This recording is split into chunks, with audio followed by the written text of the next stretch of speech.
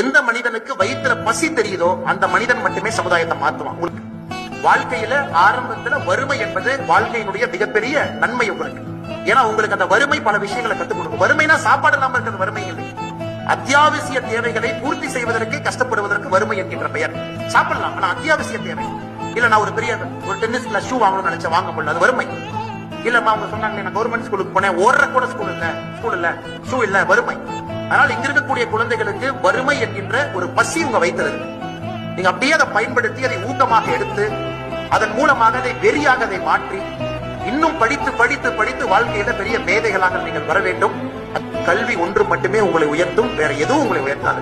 அதனால கல்விக்கு மட்டும் நீங்க முக்கியத்துவம் கொடுக்கணும், கஷ்டப்படணும், படிக்கணும். ஏன்னா ஒரு சைனால ஒரு நல்ல ப்ராவர்ப் சொல்லுவாங்க, nobody died because of hard work. கஷ்டப்பட்டு வேலை செஞ்சு யாரும் செத்து போனதா உலக சரித்திரத்துல யாருமே எழுதல. கஷ்டப்பட்டு வேலை செஞ்சா கெட்டது நடக்கும் உலக சரித்திரத்துல கிடையாது. கஷ்டப்பட்டு வேலை செஞ்சா நல்லது மட்டும்தான் நடக்கும்.